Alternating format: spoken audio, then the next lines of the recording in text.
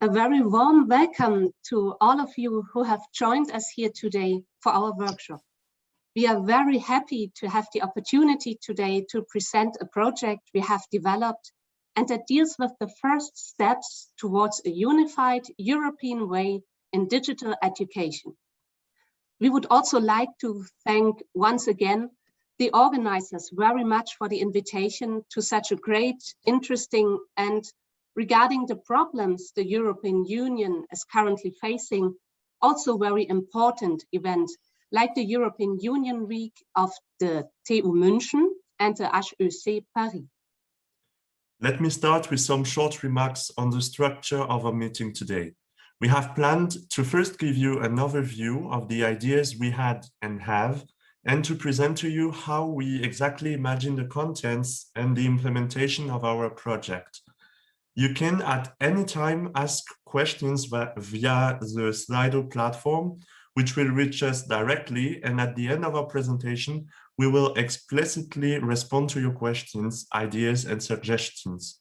Also know that you can ask your questions in English, German, or French.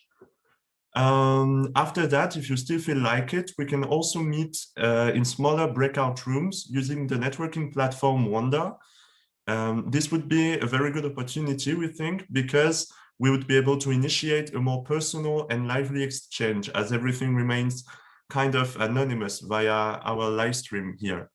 But before we go into more detail about our project, we will first briefly introduce ourselves so that you know who we are. My name is Héloïse Dardenne. I am 24 years old and come from Nancy in France. Since the winter semester 2020-21, I have been studying intercultural communication at Saarland University in the master's program.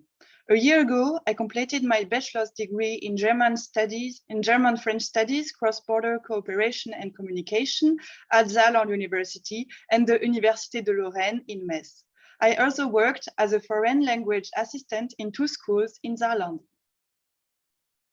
My name is Aziza Dayab.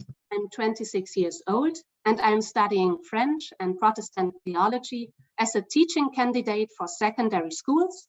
And I'm also completing the Europaicum certificate at Saarland University. 2 years ago, I worked as a foreign language assistant at 2 schools in the Académie de Besançon in France, within the framework of the Pedagogical Exchange Service. In addition, I'm currently working as a student assistant at 2 departments at Saarland University. And I am François Van Roquegem. I am 21 years old and I come from Boulogne-sur-Mer, a small town in the northern France. I graduated in January with a bachelor's degree in French-German studies, cross-border cooperation and communication, both from Saarland University and the Université de Lorraine in Metz. I've been working as a foreign language assistant at 2 high schools in Saarbrücken since October 2020, and I have also been an ambassador for the Deutsch-Französische Hochschule for almost 3 years.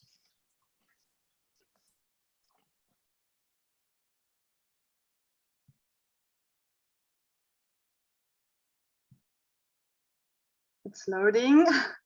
Okay, I hope you can all see my PowerPoint.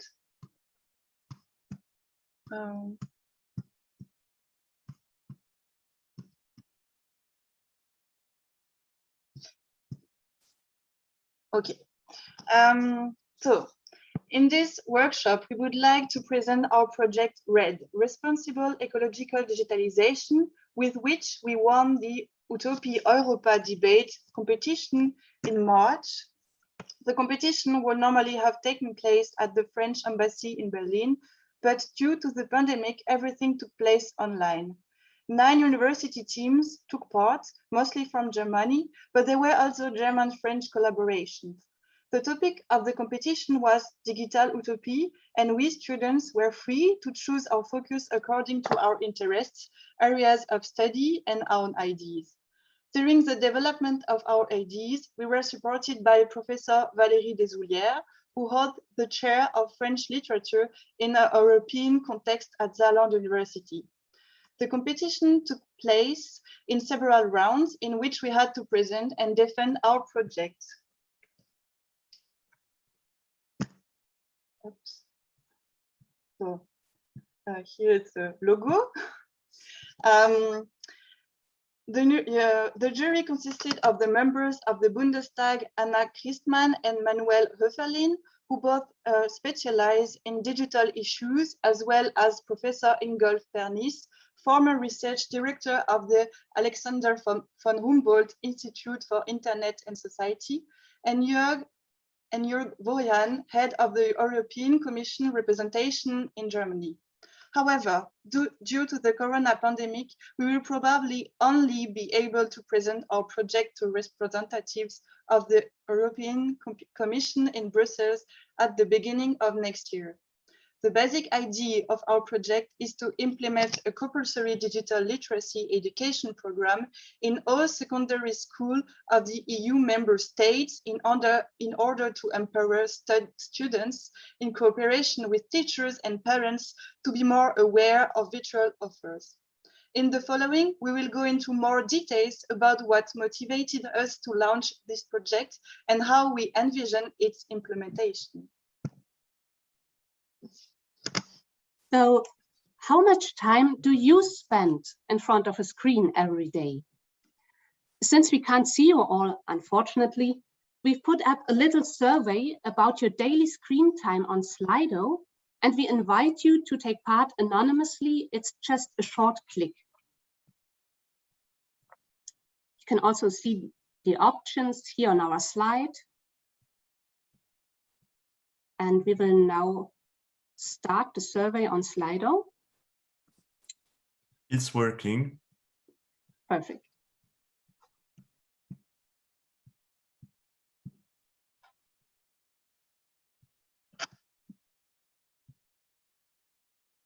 So,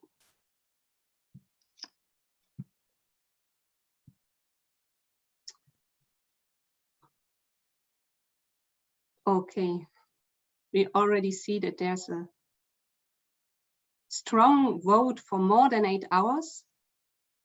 Huh?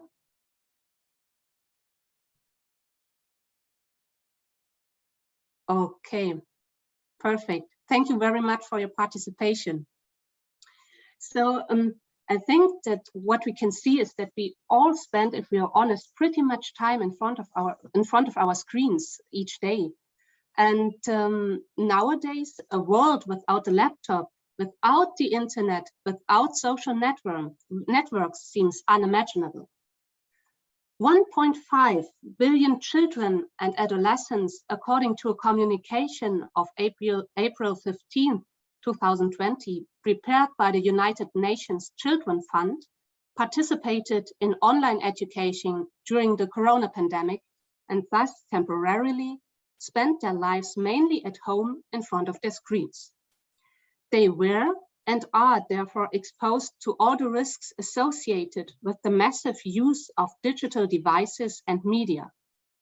More than ever, the ambivalence of the digitalization of childhood and adolescence is becoming clear.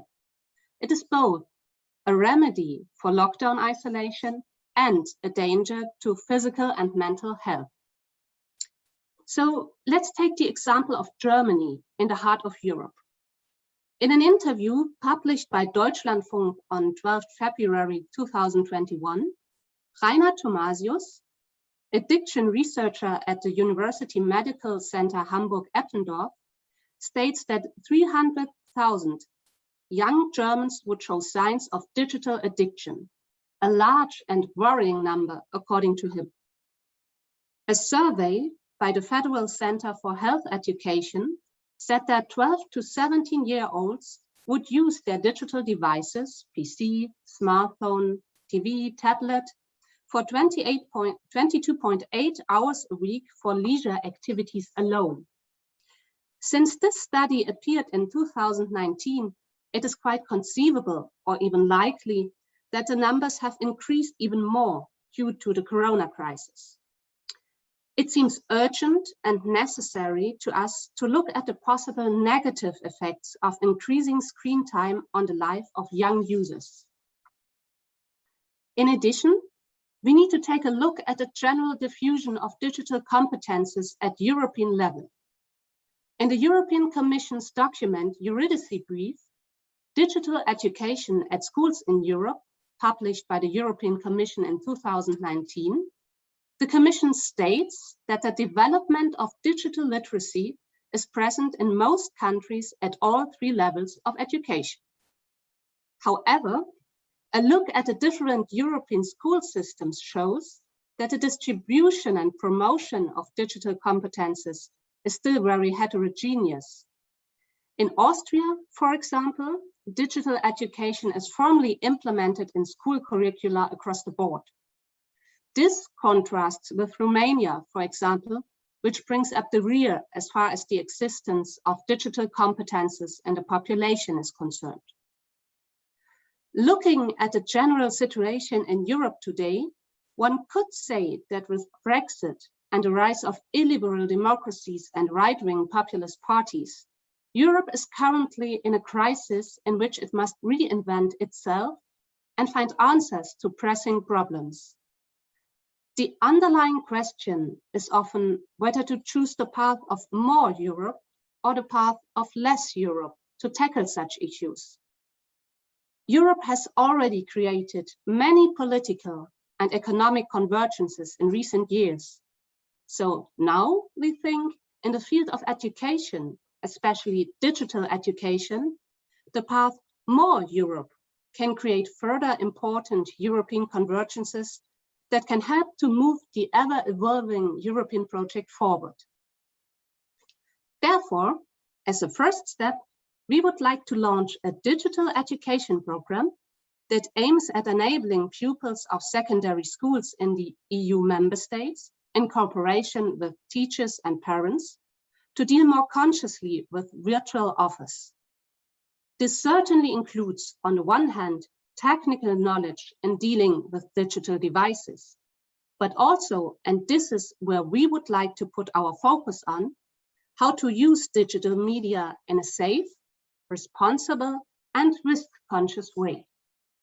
For this, digital competences are of central importance, especially for the youngest users. We therefore aim at promoting digital literacy in schools, as described by the European Commission in its Digital Education Action Plan. We would like to focus on the competence categories safety, communication and collaboration, as well as information and data literacy. These are already anchored in the Digital Competence Framework 2.0 of the European Commission. In concrete terms, we envisage introducing 1 project week per school year on the topic of responsible ecological digitalization at all secondary schools in the EU countries. During this week, pupils of different ages will take part in workshops that look at the issue of responsible use of digital media from different angles. The European Commission could set the framework for such a week, but the exact implementation and adaptation to nationally specific school systems would be left to the EU member states. The learning content of the workshops could be based on a guide on how to deal with the challenges of the digital world, which could be published by a working group of the European Commission. This guide would be forwarded as a next step to the individual schools and would subsequently have to be adapted to the individual local teaching contexts accordingly. Pedagogical working material could also be provided by a task force of the European Commission. For the teaching staff, an appropriate training program would have to be set up to prepare them for this week, but cooperation with external experts and young adults in voluntary services would also be conceivable.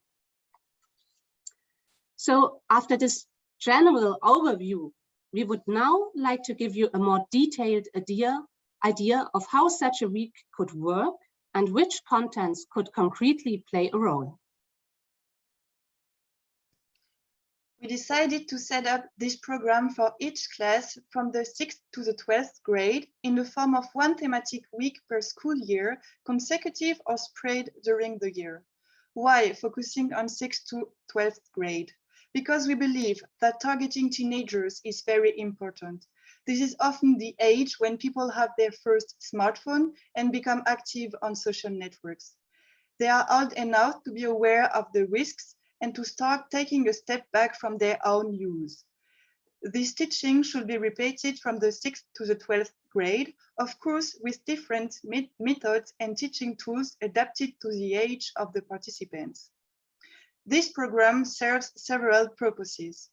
First of all, we want children and young people to be aware of the limits and dangers caused by the massive use of digital tools.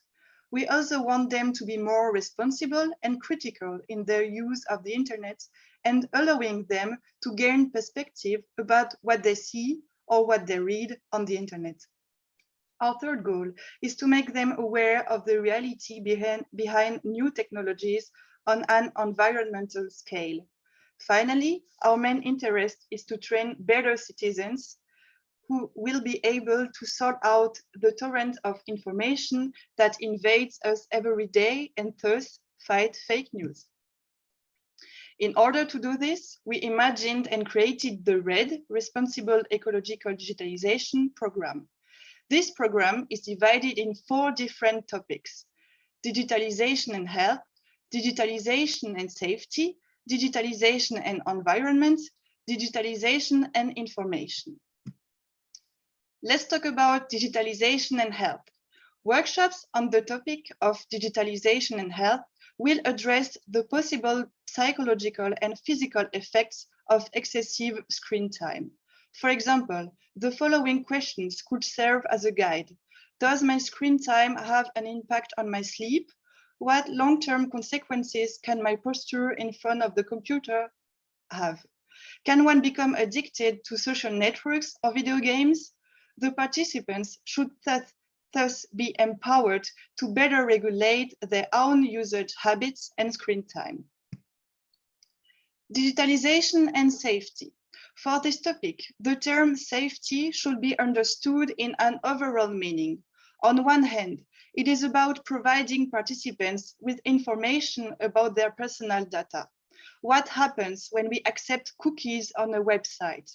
How do we choose a secure password? What behaviors should be avoided in order to guarantee one's own security on the web? How to spot a scam? On the other hand, we would like to look further into the subject of cyberbullying. How do you recognize a cyberbullying situation? How to act? Who should you contact if you're a victim or witness? Our aim is to raise awareness on all of these notions to create a dialogue between the participants, the pupils, the teachers, and the parents. We would like to stress the importance of communication in order to preserve the safety of children, whether it is from a material point of view with the protection of personal data and the preservation of the private sphere, but also from a psychological point of view by reacting to situations of abuse on the internet, situations where there can be either victims or witnesses. Let's talk about digitalization and environment. For this topic, our aim is to raise awareness about sustainable digital consumption among teenagers. This includes a critical look on ecological and social issues related to the production of digital devices and the handling of electronic waste. What happens when I buy a new smartphone? How can I recycle my old smartphone? Why is it important to delete emails from our mailbox? What are the consequences of the massive online consumption on our planet? How can we participate in the circular economy with our use of digital tools? More practice-oriented approaches are also conceivable. In such workshops, the students are taught skills in repairing and maintaining technical devices. Recycling and conscious consumption should also be addressed here. Digitalization and information. This thematic is focusing on how hard it can be to distinguish true information from fake news. That is to say, the dissemination of pieces of information in the digital space and the complexity of finding reliable sources. Our aims here are to help the students develop their own critical thinking with regard to the wide range of information on the internet. This includes, in particular, teaching the students how to distinguish so-called fake news from reliable information. In each responsible ecological digitalization week, all 4 items are to be represented in different workshops. The participating schools are in charge of organizing this week as they see fit.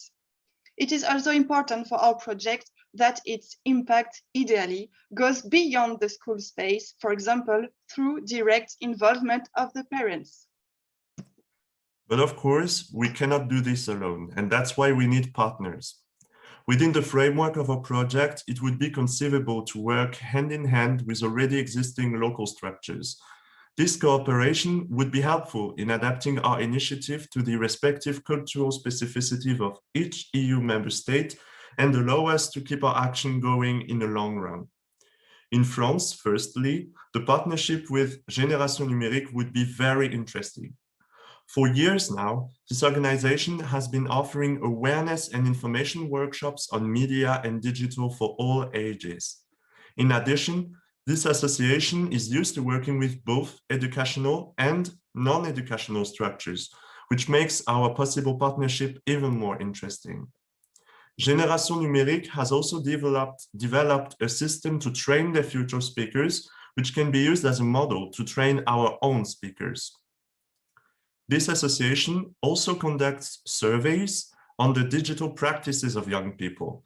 Their method of analysis would allow us to measure the long-term effects of our action, as well as providing us with very useful documentation that can be used during our workshops. As far as Germany and Austria are concerned, the Digital Compass project of the Institute for News Literacy and Digital Education would be really relevant for us. The focus here is on educational work in the field of information on the internet.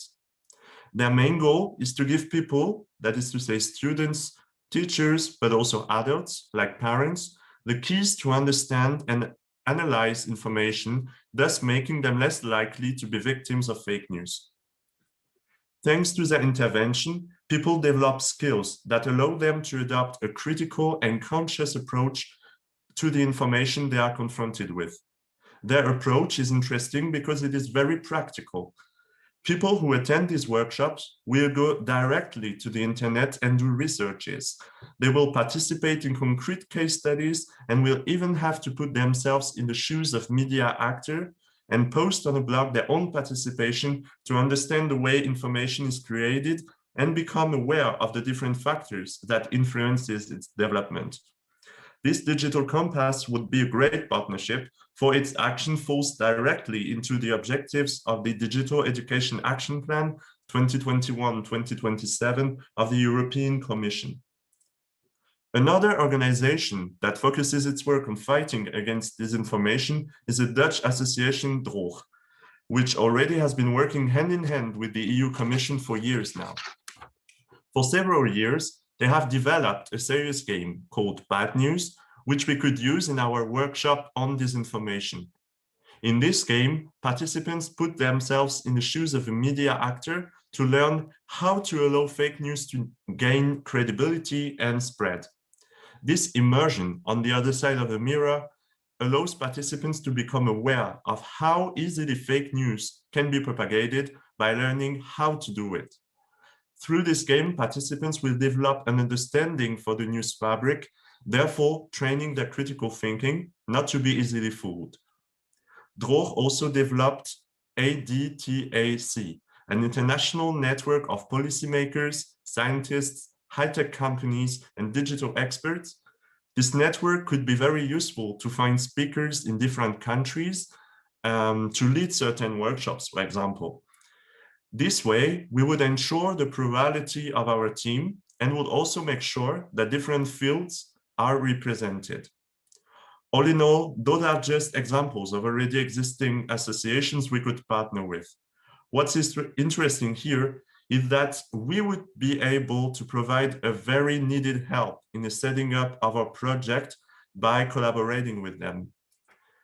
Thanks to their experience in this field, our project would become better because we could adapt it to the specific political, educational, and social situation of each EU member state, which is really, really tremendously important. But of course, we want to partner with those associations, but we would like members of other area to also become speakers for us. That's why we want to include teachers and professionals to give the pupils a broad range of competences. We also think that it is important to include students in this process to make our action as inclusive as possible. Teachers have indeed a very important role to play, for they are the ones who will teach daily the kids. While our workshop will take place once or twice a year maybe, teacher training is a key element of our program, as they also serve as a role model along the school year for the pupils. That way, they will not only learn how to deal with the digital, but also see others adopt and use those same practices. But of course, no one would teach the kids better than digital experts themselves, who work daily in this field. It would be impossible to list out all possible speakers, but here are some of the potential partners we could welcome during one or the other of our workshops. When teaching the kids about online mobbing, for example, two types of speakers could be of help. On the one hand, we could imagine asking for a former victim to testify and tell the pupils about what they went through. This would be a very strong experience for the youngsters, so that they can really understand what mobbing really is, whether it is online or not. Next to this person, there could also be a police officer to talk about legal sanctions in case of online harassment. Concerning the risks linked to hacking and how social media can be dangerous, we could invite an engineer to speak about it and show how everything works. What could be relevant would be the cooperation with a social media specialist who would explain how brands and how power sources are using the power of social media to sell more and to some extent also control the way we think and the way we act. However, even if all those experts are very important, we also want to give the students, probably the most of you, I guess, a huge part in our action. Our goal would be to train them so that they are able to take part in those workshops and become speakers. Young people could, for instance, do this as a part of a gap year volunteer program. But now you surely are wondering, what will the workshops look like? Then let me give you an example. Let's have a look at Bad News, the game from Droog, and talk about how we could use this as a practical part of our workshops on fake news. As I previously said, what's interesting here is that you can be the bad guy. Through this game and this learning by doing concept, the pupils discover the whole process that leads to the spreading of fake news in the media. Each step consists of a choice. The player is given some information and must decide whether he is going to do something and what he is going to do. After the choice is made, you will see your compass point at your credibility. The goal being to gain as much credibility as possible, of course. Then the game itself is going to comment on what you just did and sometimes even give you advice for you to make your own fake news even more credible. Once the party is over, the player has discovered many things about the news fabric and acquired some very useful habits that will help identify fake news. We could imagine playing the game once or twice with a class, for example, before initiating a debate among the class to see what they learned from it and confront them to real fake news to see if they are now able to identify them. This game is one of the many resources that we could use for our workshops, but we thought it would be interesting for you to see one very practical example of what our workshop could consist of, and that's why I just presented to you this game. To give the children other ways of identifying fake news, we could also show them the French website Decodex or the German one, clicksafe.de, which are very useful tools in the fight against disinformation. All this to say, we have a lot of possible partnership and a lot of possible resources to use. As you can see, we also have a lot of ideas, but of course, they need to be precise, they need to be more concrete, to be applied on a European scale. That is why we are here today, to introduce to you this project of ours, but also, and I would say almost only for that, to ask you for your advice and your ideas, and to let you ask us your questions. To share your thoughts with us, you can use the Slido tool that you can see on this platform and ask your questions, as I previously said, either in French or in German or in English. That would be any problem, and we will be happy to answer them. Thank you for your attention, and I hope we can now answer your questions.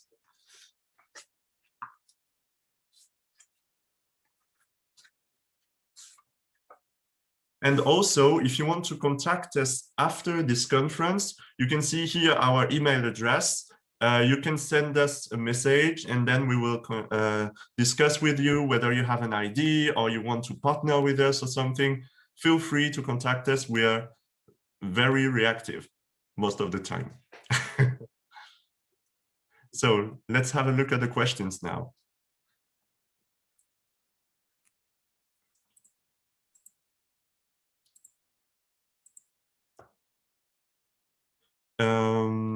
You can also tell us if we haven't been clear enough on one specific topic, for example. Feel free to talk with us.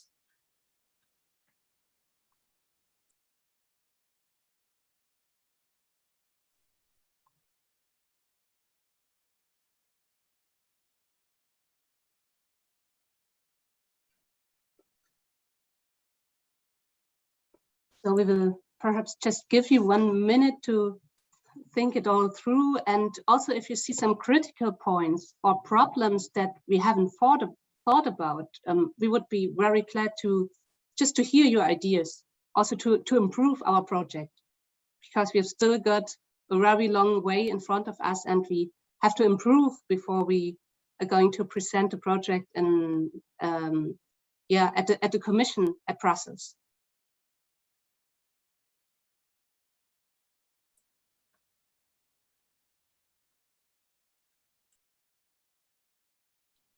So it's perhaps a good moment for me to drink a little bit.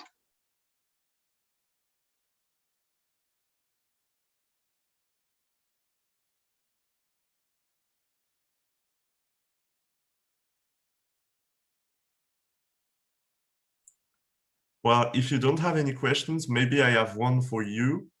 Okay, we have a question. What do you think about open source software? Okay, wait.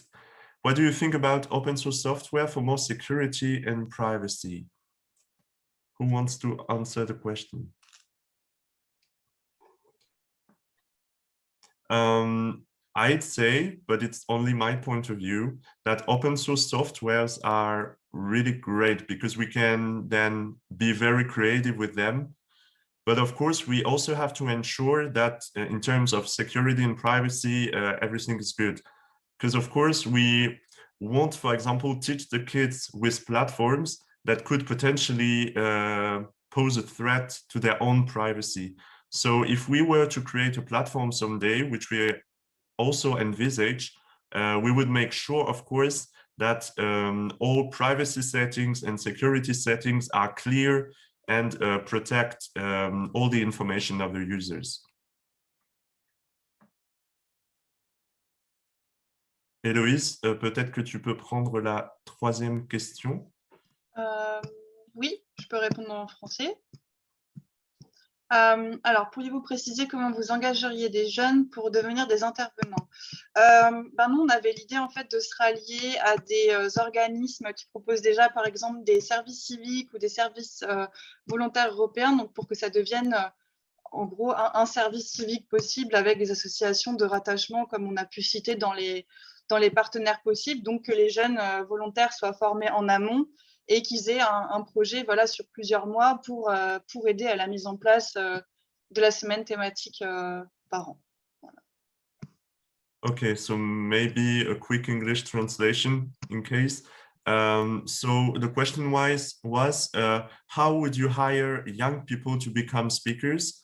So what Eloise just said is that we would work with already existing structures that provide also volunteer programs all across Europe, so that those structures would then train the speakers, so to speak, and then send them into some schools all across Europe to organize this week.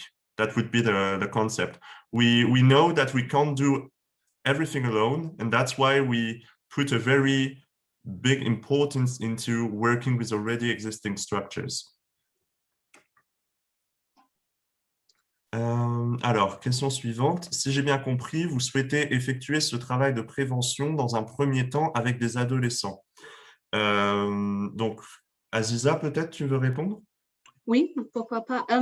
Donc oui, pour le moment, on envisage juste de faire des workshops avec des ados, c'est vrai, parce que c'est d'abord une sorte de test aussi. Donc, on aimerait bien viser à des ados parce qu'ils utilisent le plus souvent les réseaux sociaux. Oui, c'est ça, les réseaux sociaux et aussi, par exemple, ils sont tout le temps devant leur smartphone et tout. Et donc, on aimerait d'abord viser à ce groupe d'âge-là.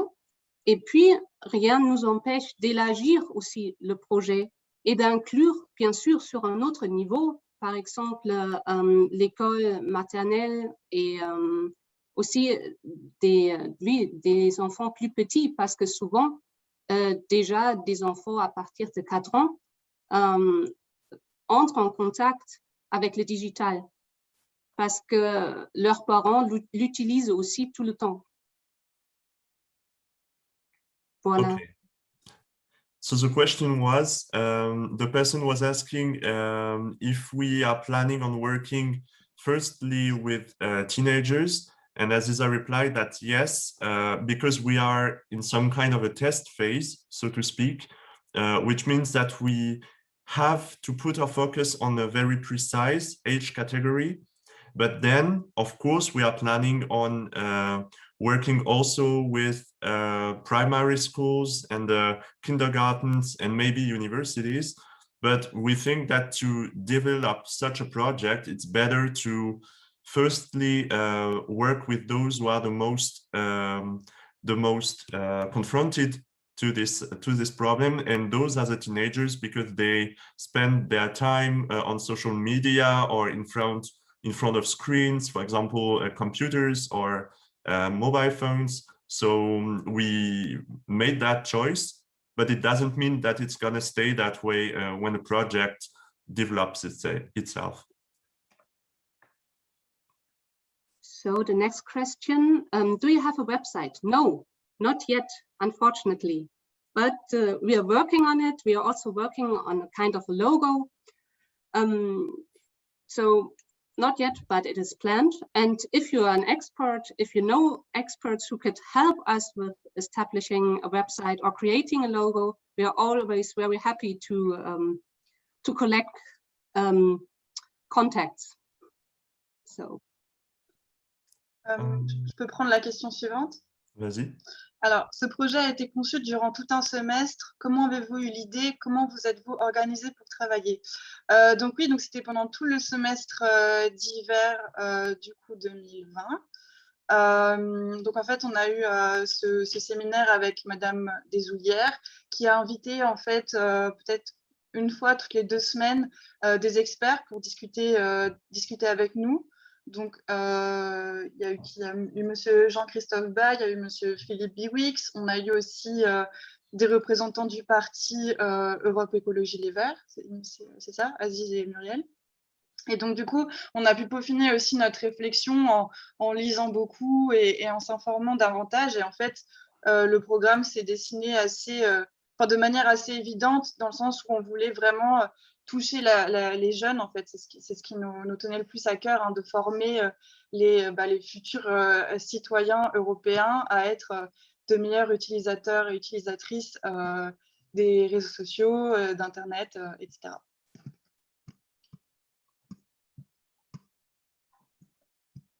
Okay, so next question. What are your plans for the future? How do you reach your goals? What are the next steps? What are our plans for the future? I would say our main goal is to make our project real and to implement it in all secondary schools in the EU. But of course, it's going to be a project on a long run. It's not going to be made in one day.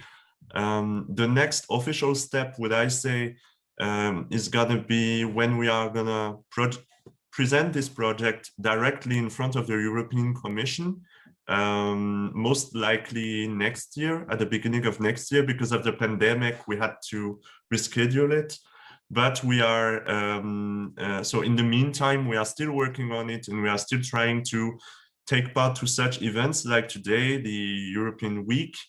And how do we reach our goals? We reach our goals by continuing to work on the project, I'd say, but maybe the girls have something to add to what I just said.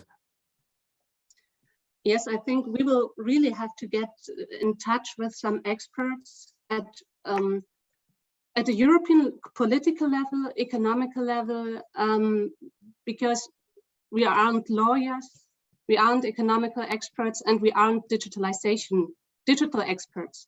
So we have to choose some contact persons who could support us and also tell us, well, there might be a problem, you should perhaps change this and that. And we have to establish kind of a network of partners and then see how and on which points we will have to change something, adapt.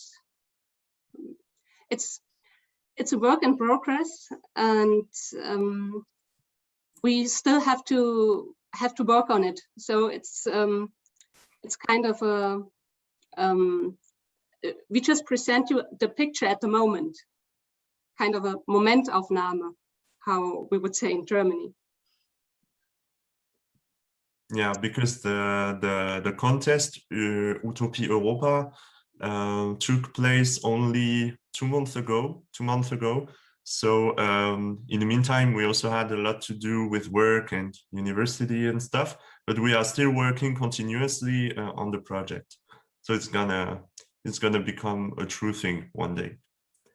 Yes, and we weren't sure if we were going to present our project already during this summer at the Commission in Brussels, or when exactly. And now we know that if we want to go there in person and really see the institutions, what we really want to do, we have to wait till the beginning of next year, probably. And so we haven't developed our project further during the last month. We needed kind of a break, and now we want to restart and develop also the details. So I think now we're gonna take the questions, or the long question of Barbora. So my question needs to be cut into bits. I'm slightly concerned about your initiative and how it will be accepted in Central, South, and Eastern Europe. Then I'm looking for part 2. You mentioned some possible cooperations with the French and the Dutch program. How do you plan to tackle the problems in which these mentioned regions would feel forgotten and would most probably talk about a West European diktat? Actually, we thought about it. The reason why we only presented today some Dutch, German, and French associations is because we speak the language of those countries, so it was easier for us to find information about those associations. But when we get the chance to work with the European Commission, we would put a very high importance on working also with people from South and East Europa who speak the language, who know the country, who know which partners we maybe have there. So it's very important for us, and that's why we are participating to those events, and that's why we want to work with the EU Commission. That's because we need also the help of professionals who know the country, all the countries in the EU, and not just for us French, France, Germany, Belgium, Italy, and the Netherlands, you see. But that is something that we envision and that we will work on for sure. Yeah, it should be a very inclusive project, and it's developing during a kind of a dialogue.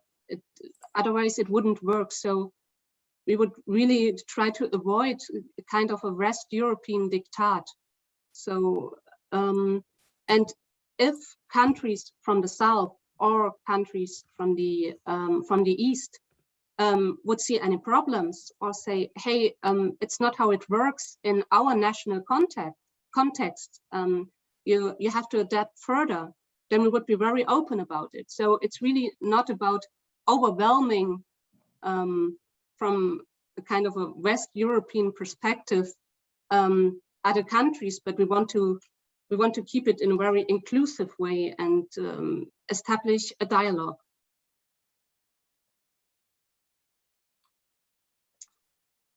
Mm-hmm. So the questions are kind of mixed, so we have to look for the ones we haven't answered yet. Where can I find further information about your project? And I saw also, do you have a website? So yeah, the two questions were already answered by Aziza, if I remember well.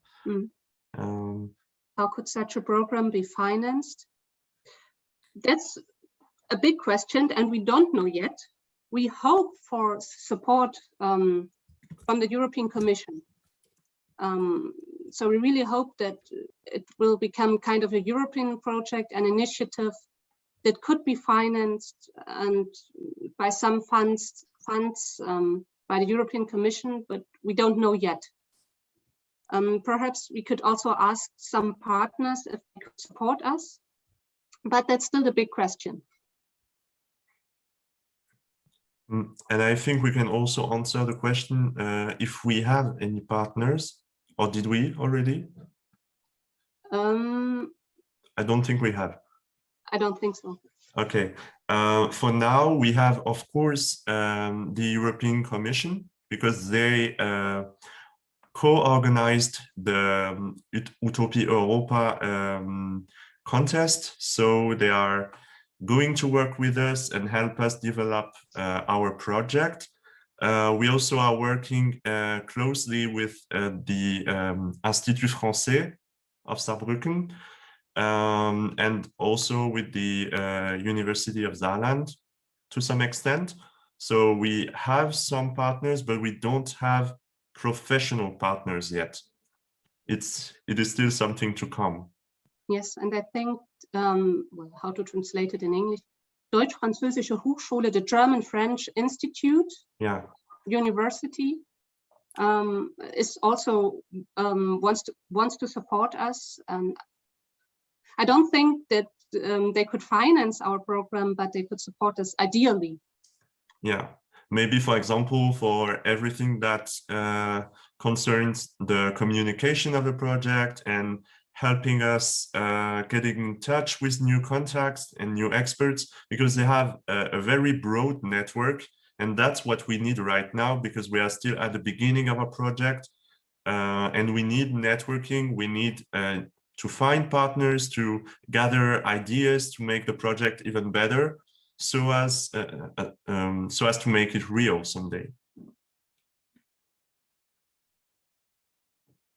Then there is, I think I just saw a question.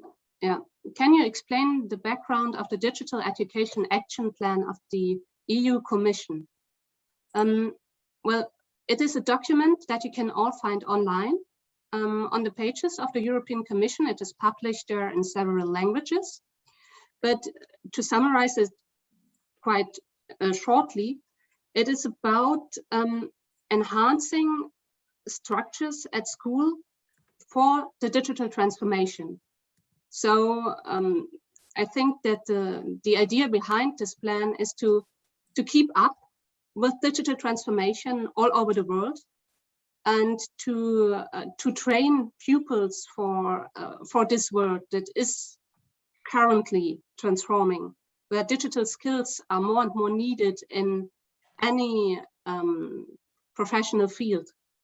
So basic skills in relation to digital literacy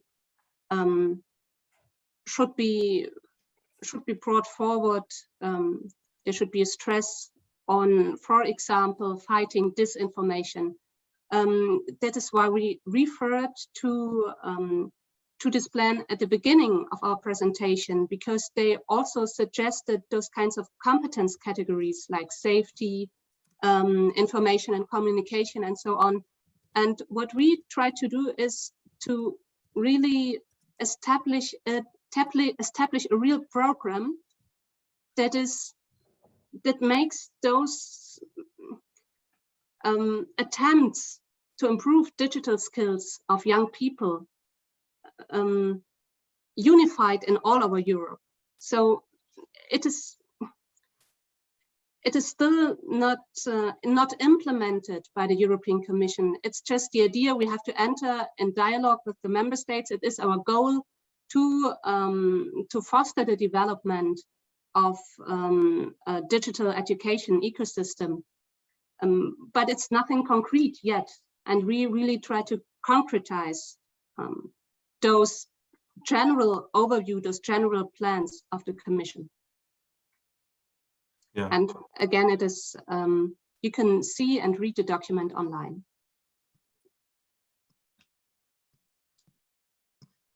Okay. I also sent you for the question about the Digital Education Action Plan. I also sent you the link of the document so that you can read it if you want to. Thank you.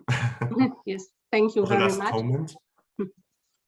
Do we have any more questions? If you want to, we can also meet in live so that you can speak to us and actually we can see you in the Wonder page. So in the networking part of the platform. If we don't have any more questions yet, we are gonna go on this platform and wait for you to come and chat with us a little bit. Yes, and please don't forget to contact us if you already want to leave now. If you have any further questions, if you have ideas for us concerning possible partnerships, if you have other ideas for changing, for developing further our project, we will be very happy for any comment, or just don't hesitate to get in touch with us. And I think the team of the EU Week can also give you our address if you haven't wrote it. If you haven't written it, you can still contact them and they will give you our contact also. Merci beaucoup, Vara. Merci, Vara.